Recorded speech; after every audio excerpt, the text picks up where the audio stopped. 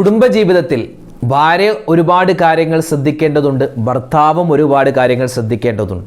ഇന്നത്തെ വീഡിയോയിൽ നമ്മൾ പറയുന്നത് ഭർത്താവ് ഭാര്യയോട് ചെയ്യാൻ പാടില്ലാത്ത ശ്രദ്ധിക്കേണ്ട 15 കാര്യങ്ങൾ വിശദമായി നമുക്ക് കേൾക്കാം.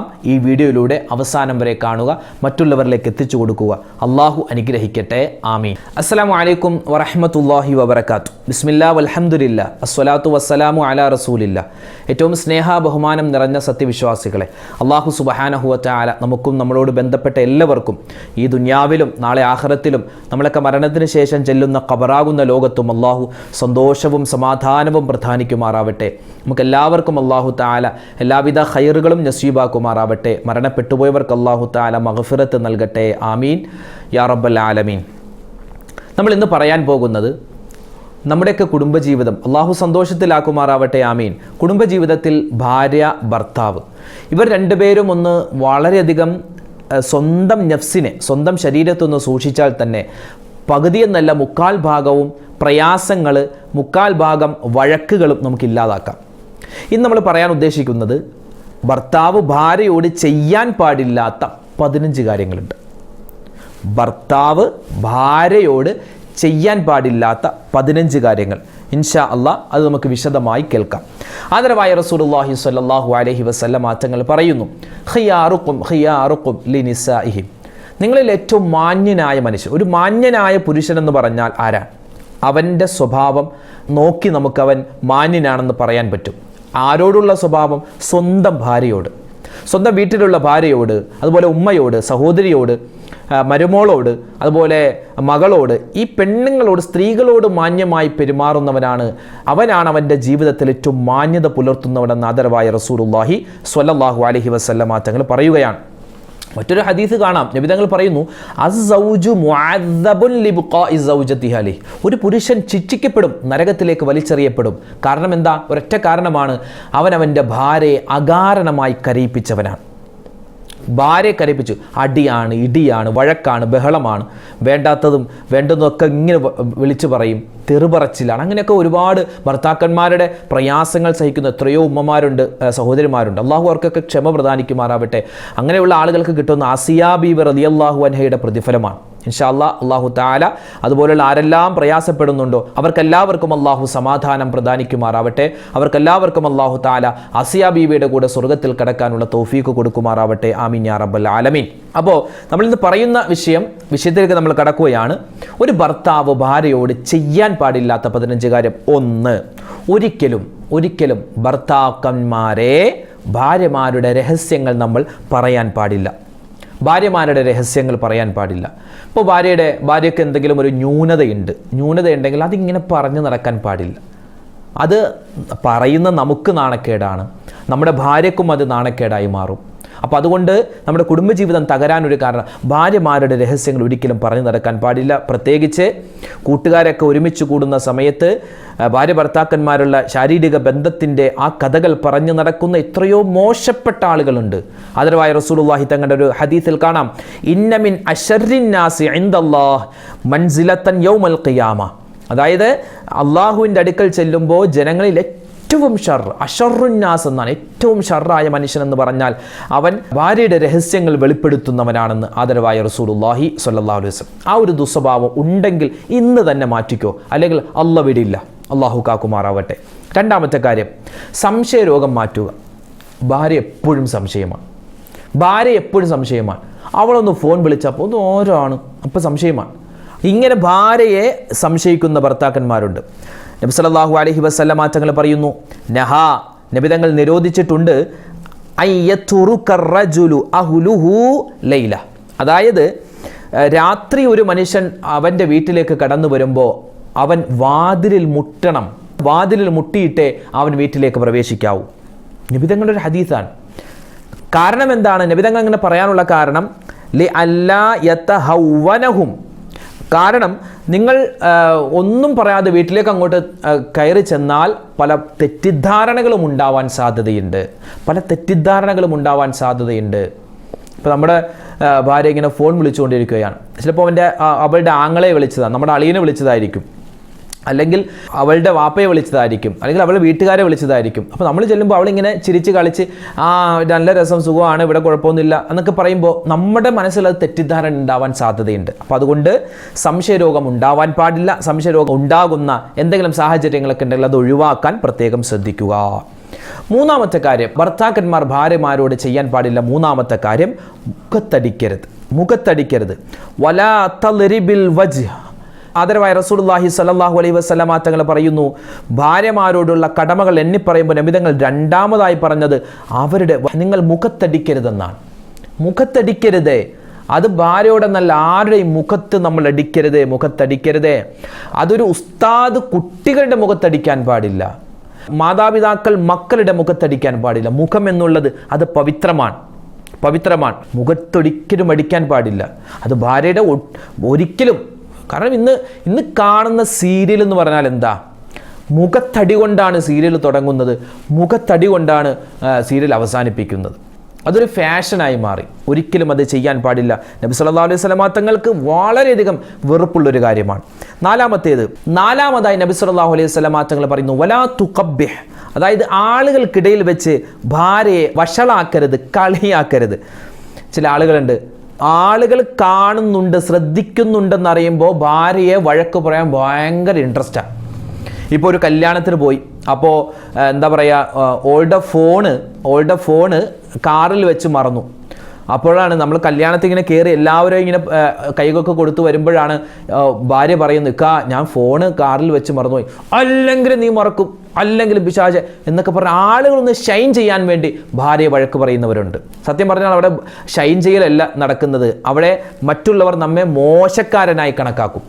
ഒരിക്കലും ഭാര്യമാരെ മറ്റുള്ളവരുടെ മുന്നിൽ വെച്ച് എന്ത് ചെയ്യാൻ പാടില്ല? തെറിവിളിക്കാൻ പാടില്ല, കളിയാക്കാൻ പാടില്ല, വഷളാക്കാൻ പാടില്ല. അത് അവർക്ക് ഭയങ്കര വിഷമമാണ്. എത്രയോ ഉമ്മമാർ പറഞ്ഞിട്ടുണ്ട്, ഉസ്താദെ എൻ്റെ ഭർത്താവ് വഴക്ക് പറഞ്ഞോട്ടെ, എന്നെ അടിച്ചോട്ടെ, കുഴപ്പമില്ല, ഞാൻ സഹിക്കും. പക്ഷെ മറ്റുള്ളവരുടെ മുന്നിൽ വെച്ചുള്ള ഈ പരിഹാസം അതെനിക്ക് സഹിക്കാൻ പറ്റില്ല എന്ന് എത്രയോ ഉമ്മമാരാ പരാതി പറയുന്നത്. അപ്പോൾ നാലാമത്തെ കാര്യം അതാണ്. അഞ്ചാമത്തേത്, പിണങ്ങിയാൽ അത് വീടിൻ്റെ ഉള്ളിലായിരിക്കണം, പുറത്തേക്ക് കൊണ്ടുപോകരുത്. വീടിൻ്റെ ഉള്ളിലായിരിക്കണം, പുറത്തേക്ക് കൊണ്ടുപോകരുത്. ഇന്നത് വീടിൻ്റെ ഉള്ളിൽ കഴിഞ്ഞ് പുറത്ത് കഴിഞ്ഞ് എവിടെയൊക്കെ പോകുന്നുണ്ട് അവിടെയൊക്കെ പിണക്കമാണ്. ഭാര്യയുമായിട്ട് പിണങ്ങാം,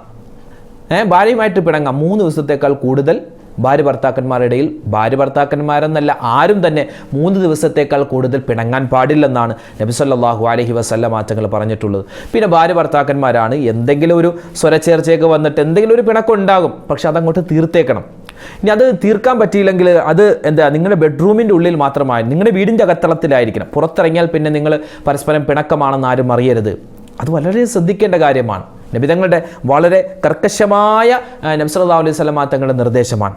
ആറാമതായി ശ്രദ്ധിക്കേണ്ട, പുരുഷന്മാർ പല ആളുകളും ശ്രദ്ധിക്കാത്തൊരു കാര്യമാണ്, പ്രകൃതി വിരുദ്ധ ബന്ധത്തിന് അവരെ നിർബന്ധിക്കാൻ പാടില്ല. അതായത് ഇപ്പോൾ മെൻസസ് ഉള്ള സമയത്ത് ഭാര്യയുമായിട്ട് ശാരീരികമായി ബന്ധം പാടില്ല എന്ന് എല്ലാവർക്കും അറിയാം.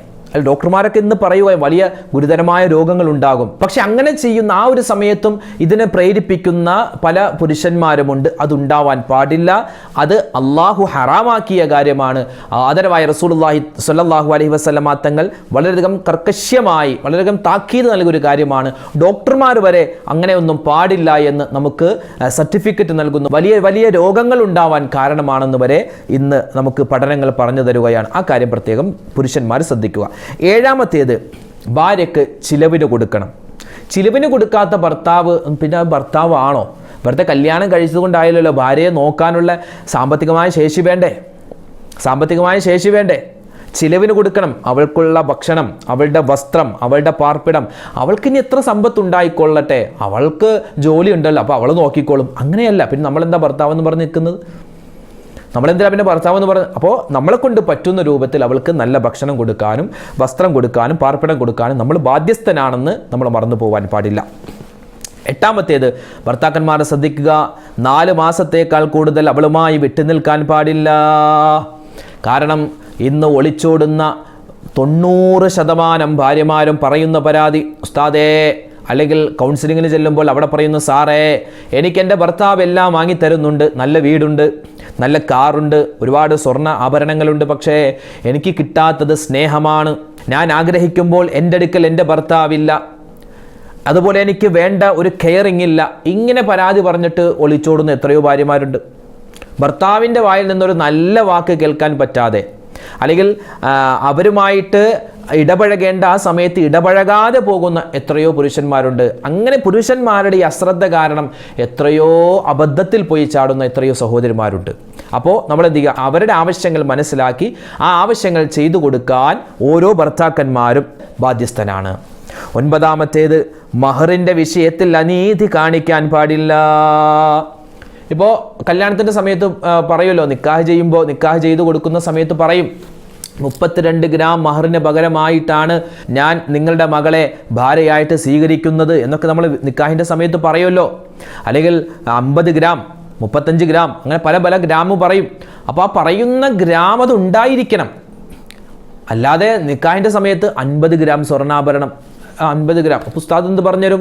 ഉസ്താദ് നിക്കാഹ് നടത്തുന്നു, ഉസ്താദ് പറയും 50 ഗ്രാം സ്വർണ്ണാഭരണം മഹറിന് പകരമായി നിങ്ങളുടെ മകളെ നിക്കാഹ് ചെയ്തിരിക്കുന്നു എന്നൊക്കെ വരം പറയും. പക്ഷേ ഇവൻ 50 പോയിട്ട് 30 പോയിട്ട് 10 ഗ്രാം പോലും ഒരു പക്ഷേ ഇവൻ മഹർ കൊടുക്കുന്നുണ്ടാവില്ല. അങ്ങനെയല്ല, പറഞ്ഞ മഹർ അതേപോലെ കൊടുക്കണം.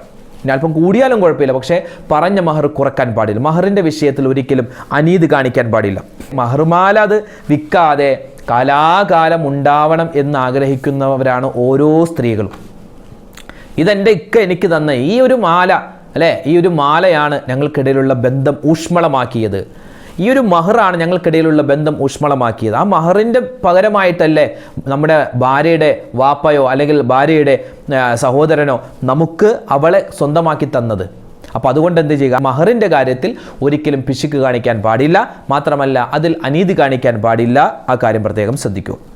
10-ാമത്തേത്, ഭാര്യയുടെ മാതാപിതാക്കളെ തെറി പറയാനോ അവരെ കുറ്റപ്പെടുത്താനോ നിൽക്കരുതേ.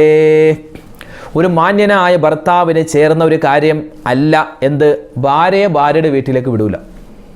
ഞാനിന്ന് വീടൂരെ പോയിക്കോട്ടെ, വാപ്പക്ക് സുഖം, നീ ഒരു സ്ഥലത്തും പോകണ്ട, ഇവിടെ തന്നെ നിന്നാൽ മതി.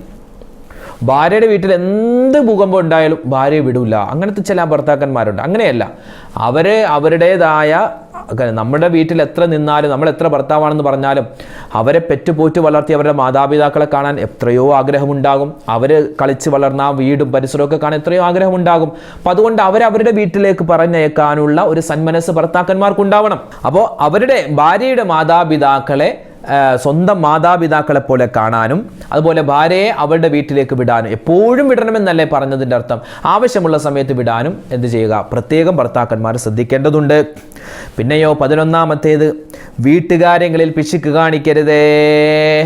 പഞ്ചസാരയുടെ കാര്യം പറയുമ്പോൾ, അല്ലെങ്കിൽ അരിയുടെ കാര്യം പറയുമ്പോൾ, ഇറച്ചിയുടെ കാര്യം പറയുമ്പോൾ, മീനിൻ്റെ കാര്യം പറയുമ്പോൾ, അല്ലെങ്കിൽ മറ്റ് വസ്തുക്കളുടെ കാര്യം പറയുമ്പോൾ, അതൊന്നും ഇപ്പോൾ വേണ്ട, അതില്ലാതെ കറി ഉണ്ടാക്കിയാൽ മതി, അല്ലെങ്കിൽ ഇത് വേണ്ട, ഇതില്ലാതെ കറി ഉണ്ടാക്കിയാൽ മതി എന്നൊക്കെ പറഞ്ഞ് പിശുക്ക് കാണിക്കുന്ന ആളുകളുണ്ട്. അതുണ്ടാവാൻ പാടില്ല.